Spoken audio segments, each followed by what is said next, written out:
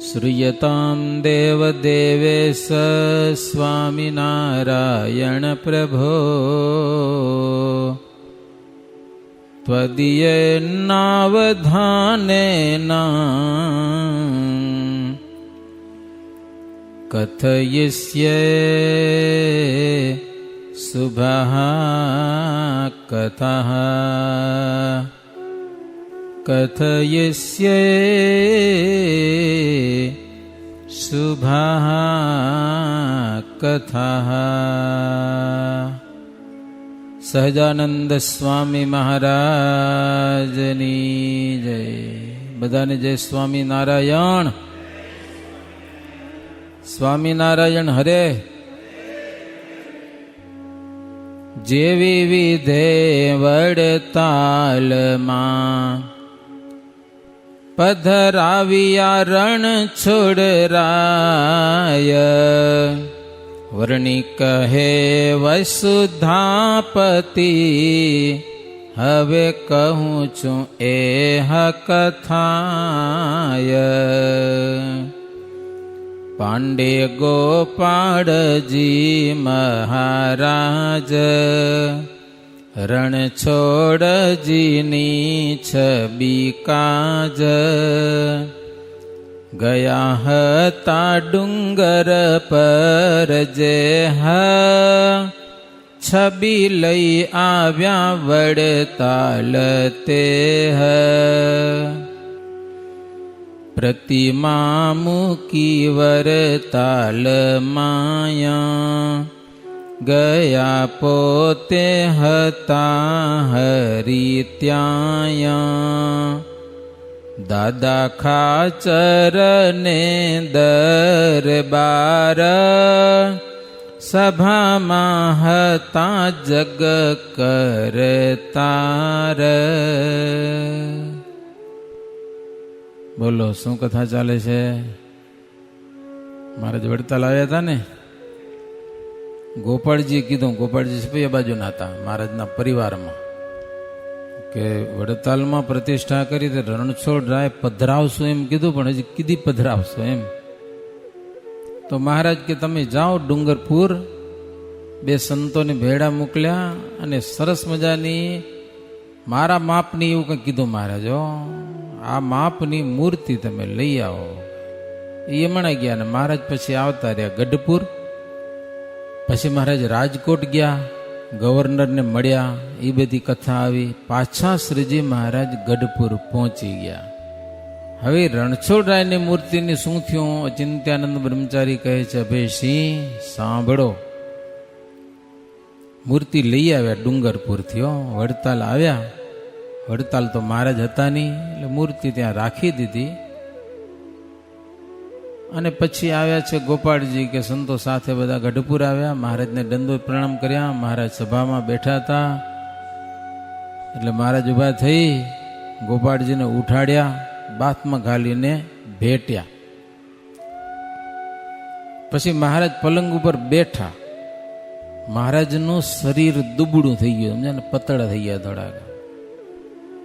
મહારાજને દુર્બળ જોઈ અને ગોપાળજીને આંખમાં આંસુ આવ્યા કે મહારાજની બીમારી ઘણી છે કે મહારાજને ખબર પડી ગઈ.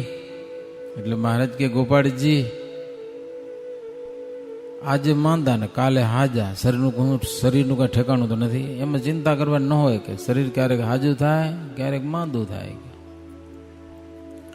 પણ મહારાજ કે તમને આટલા બધા દિવસ કેમ લાગી ગયા મૂર્તિ લઈ આવતા ડુંગરપુરથી? 3-4 મહિના થઈ ગયા. આટલો બધો સમય કેમ લાગ્યો?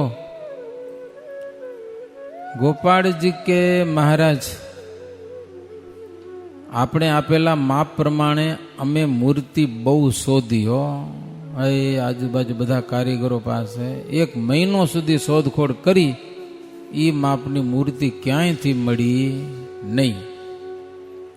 પછી મહારાજ નવી મૂર્તિ બનાવવી પડી એ માપ પ્રમાણે.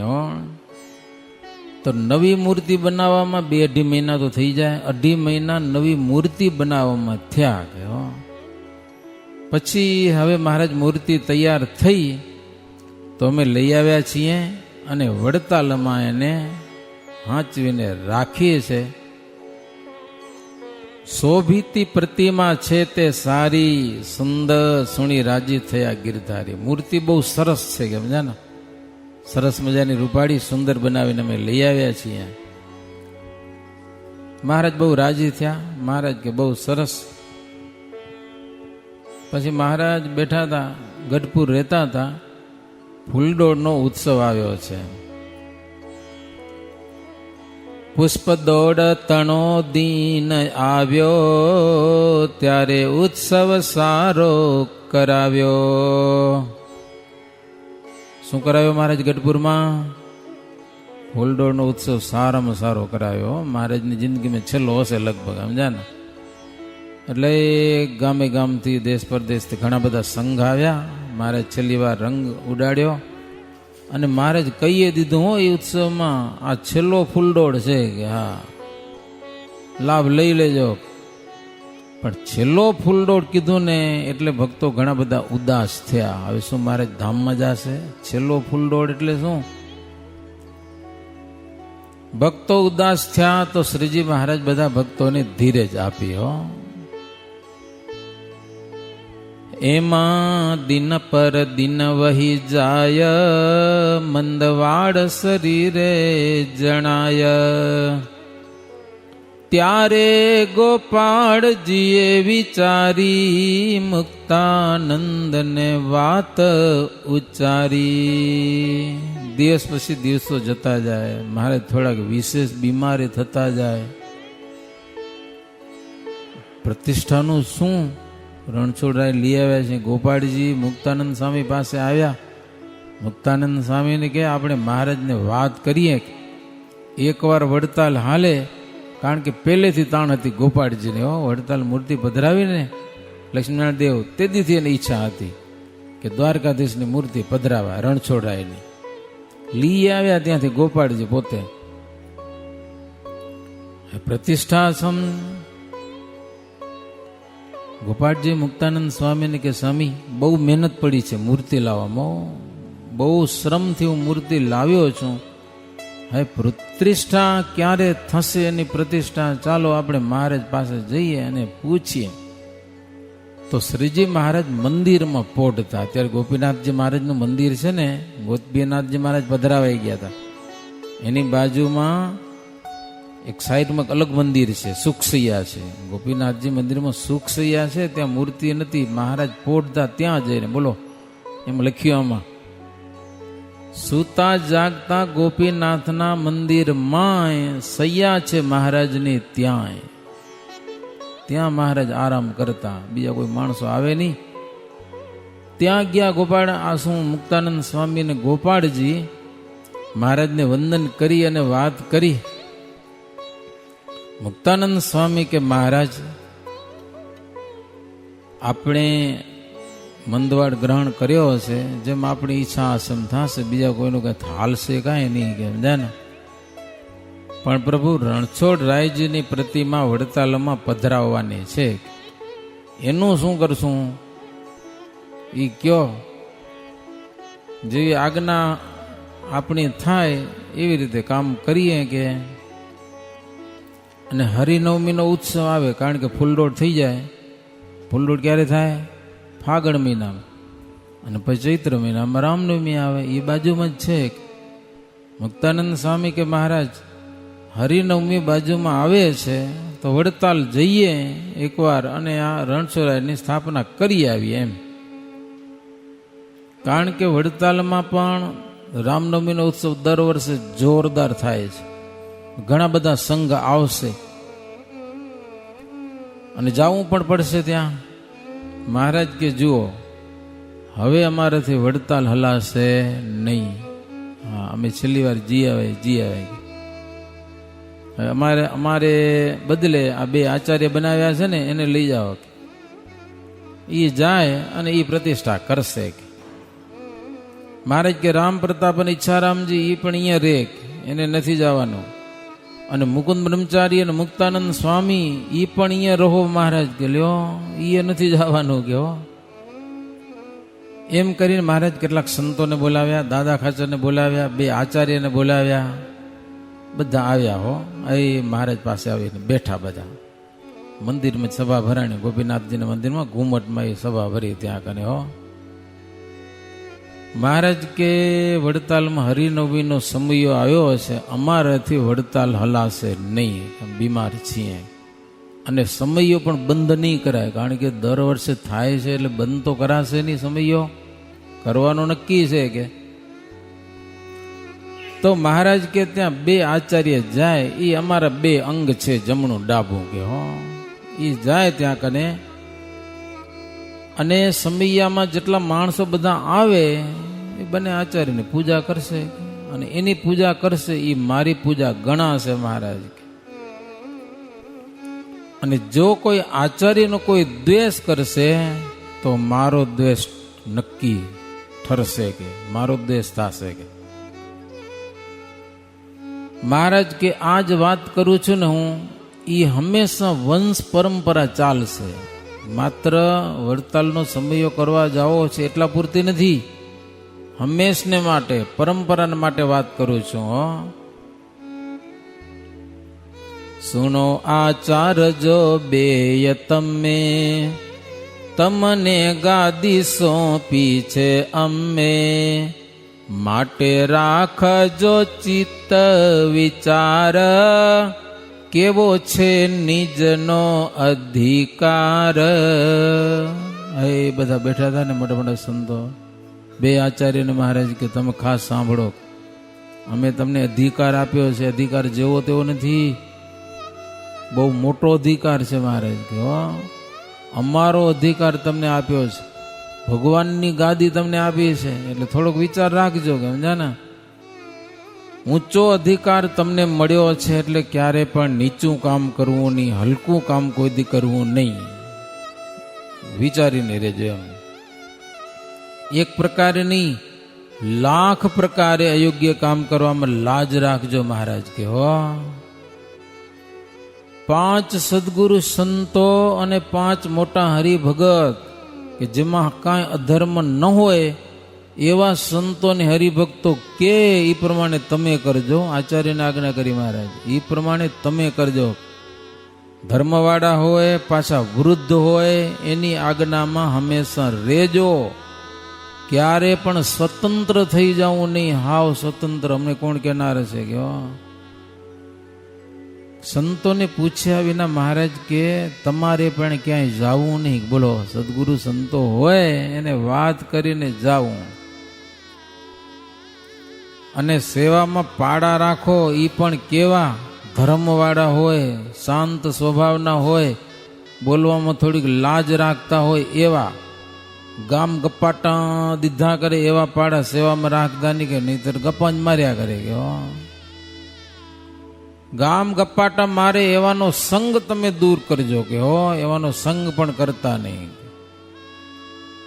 અતિ વાચાડ કે ચોરી ખાય, દ્રવ્ય નારીમાં જે લોભાય, અભિમાની રજો ગુણી હોય, એવા પાસે ન રાખવા કોય. અતિ વાચાડ હોય, વાચાડ બોલવામાં બહુ હોશિયાર હોય. ચોર હોય ને બોલવામાં એવો જોરદાર હોય, તમને ખબર ન પડે આ ચોર હશે એમ, કાંઈ ખબર ન પડે. બહુ વર્ષો પહેલા માંડવીમાં એક જણો આવી ગયો હતો, કોઈ ગુજરાતમાંથી, પાડો હતો ને, પાર્ષદના કપડાં પહેર્યા હતા, મંદિરમાં રહેતો હતો. એવી વાતો જોરદાર કરી હરિભગતની આગળ, સાધુની આગળ, મહારાજના મહિમાની, ચમત્કારની, પરચાની વાતો બહુ આવડે પાછી. લ્યો, એકાદશીનો દિવસ આવ્યો, એ સંતો બધા બપોરે સમુદ્રમાં સ્નાન કરવા ગયા. એ મારો નગ્યો જોઈ લીધું હતું બધું, મંદિરની ચાવી ક્યાં રાખે, મંદિરની ચાવી હોય એ હાટિયાની ચાવી ક્યાં રાખે, મારે બધું જોઈ લીધું હતું. પછી દાગીનાની ચોરી કરી દીધી. લ્યો, મંદિરમાં જઈ એકાદશીના હાર ઘણા પહેર્યા હોનાના, બધા હાર લઈ, પોટલું લઈ, ચોકમાં ખાડો ખોદીને દાટી મૂક્યો. તેથી રેતીવાળા ચોક દાટી મૂક્યો. પછી મંદિર બધી બધું બંધ કરી, ચાવી હતી તો રાખી દીધી, ખબર ન પડેલો મારો એવો પાકો. 4 વાગે સંતો ગયા. મેં આપણા મુકુંદજીન સ્વામીના ગુરુ હતા, ભક્તિ તને સ્વામી, એ પૂજારી હતા. અંદર ગયા ઠાકોરજીને 4 વાગે મેવો જમાડવા તો કાંઈ દાગીનું ન મળે. ગયા ક્યાં? ચોરી થઈ હોય તો દરવાજા તૂટ્યા હોય, બારી તૂટી હોય, કાંક તો થવું જોઈએ ને. હારું કાંઈ નહીં. હવે ગુનો કેના ઉપર આવે? પૂજારી ઉપર આવે, કારણ કે ચાવી એના હાથમાં હોય. થઈ તો ભારી. હવે પછી ભુજ ફોન કર્યો, ભુજથી સંતો આવી ગયા, પોલીસમાં જાણ કરી, પોલીસ આવી ગઈ, મંદિરને જપ્ત કરી લીધું. ચારે બાજુ કોઈ માણસ આવે ને જાય નહીં. થઈ તો ઘણી હોનાની ચોરી થઈ ભાઈ, દાગીના બધા. હો જબરજસ્ત થયું. ફોજદારો આવી જાય ને ઇન્સ્પેક્ટરો આવી જાય. અને એ ચોરી તો મંદિરમાં જ છે કે, કારણ કે કોઈ કંઈક તૂટ્યું થોડી કે કંઈ થયું જ નથી, બીજું ક્યાં હોય કે લ્યો. એ ભક્તિતાને સામે હા હુક લકડી હતા. જ્ઞાન સ્વરૂપ સ્વામી તમે ઓળખતા હો તો, ધર્મજન સ્વામીના શિષ્ય, એ સ્વામી સીઆઈડી હતા થોડાક, સમજ્યા ને. એટલે ઓલા બધા પોલીસ વાળાને કીધું કે પૂજારીનો ગુનો નથી, કે એ હાવ સાધુ નિર્દોષ છે, કે હરખી તપાસ કરો, નિરાતે તપાસ કરો. બહુ તપાસ કરી, એમાં કોઈક આવ્યા હશે ને થાળ કરાવ્યા, એ અમુક માર ખાઈ ગયા, સમજ્યા કે નહીં. એ તો નથી કરીને ચોરી, એ તો પછી બધાને જુએ ને, તો જપ્તી તો બધાને લે પછી ચોર ગોતવા માટે. ઓલ્યો પાડો કેવો, હું ના આવી જાઉં, હું ના આવી જાઉં, મારો હામીથી બોલે. બોલો, જેણે ચોરી કરી હતી કે હું ના આવી જાઉં, કહો સ્વામી દયા રાખજો, હું ક્યાંક ના આવી જાઉં. બીજે દી 8 વાગે આ બાજુ દેસલપુરથી એક ઇન્સ્પેક્ટર આવ્યો, એને બધું તપાસ કરી. એને મારે શંક લાગી આના ઉપર, સમજ્યા. અમુક નસ ઉપરથી એને શંક લાગી. ચોરની અમુક નસ વધારે હાલે, સમજ્યા ને. પગમાં જોઈ ગયો એ કે આ માણસ ક્યાંનો હોય, કે બહારનો છે. એક અમે કાંઈ નહીં કરી, કે અમારે ઓફિસમાં લઈ જવા દો. કે પાડાને પોતાના ઓફિસમાં લઈ ગયા, સમજ્યા ને. પછી ઇન્સ્પેક્ટર 2 લાફા નાખ્યા ને, એના લાફા કેવા હશે આપણે ખબર ન હોય. ઉપાડીને 2 નાખ્યા ને, ઓલો કે સાહેબ મારો નહીં, કે દાગીના બધા મારી પાસે છે, કે લે હવે હું કરો. કેમ લીધા? તો ભગવાન કે મને ભાર લાગે રો, કે લ્યો એટલે મેં લીધા. કે લ્યો હું કેવું શું આવે ને, ભગવાનને વજન લાગે રો, લ્યો. હાલ મંદિરમાં લઈ આવ્યા અને એમને બધા કાઢી દીધા. બહુ વાચાડ બોલો આમાં, સત્સંગની જબરી વાતો કરે, આવા નીકળે એટલે બહુ વિશ્વાસ ન કરે. આજે કલીયુગ છે, સમજ્યા કે નહીં. મારે માધાપુરમાં એક બન્યું હતું, એક હરિભગત એવું કોઈ હતો ગુજરાતી, કોઈ સમજ્યા ના, ઘર સેવા બેવા બધી કરે, મારે ચાવી દઈ દીધી તજુરીની. એટલો વિશ્વાસ રાખ્યો, મારો રૂપિયા ઉપાડી ગયો, પછી ભાગી ગયો. એટલે એમ વિશ્વાસ બહુ કરાય નહીં. મહારાજ આચાર્ય મહારાજને કે શ્રીજી મહારાજ એવો વાચાળ હોય કે ચોરીને ખાઈ જતો હોય કંઈક વસ્તુ, દ્રવ્ય નારીમાં લોભાય એવો કોઈક હોય ને પાડો, સેવામાં રાખતા નહીં. એને અભિમાની હોય, રજોગુણી હોય, એવા ન રાખવાના. કે કારણ કે એવા હરિભગતનું મન દુખવે, કે હરખા હાલે નહીં. વારે વારે વચન લોપે તમારું, એને પણ ન રાખવાના.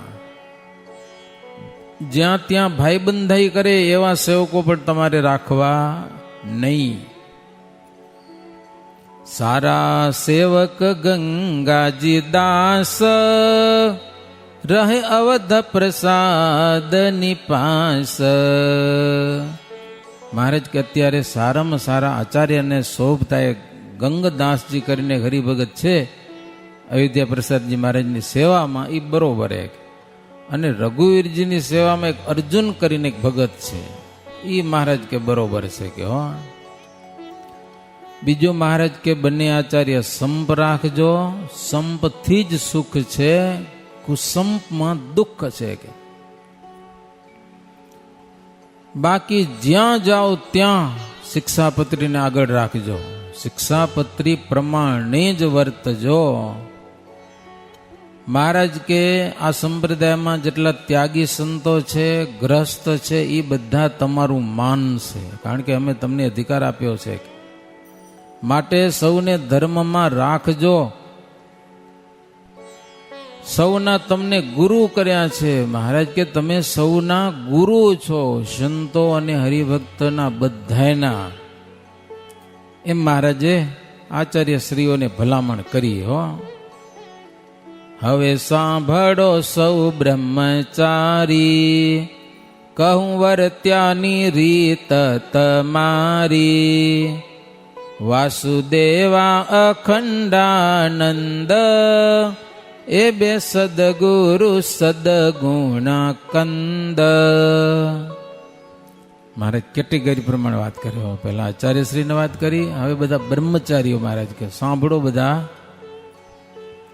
મહારાજ કે જેટલા બ્રહ્મચારીઓ છો ને એમાં વાસુદેવાનંદ બ્રહ્મચારી અને અખંડાનંદ બ્રહ્મચારી, આ બે બ્રહ્મચારી બરોબર છે. બીજા તમે બધા એની આમનામાં રહેજો. મહારાજ કહો એની આજ્ઞાનું પાલન કરજો. અને એ બે બ્રહ્મચારી તમારી બધાની સંભાળ રાખશે. મહારાજ કે અમે એને આજ્ઞા કરીએ છીએ કે હો. અને આચાર્યની સેવા કરજો.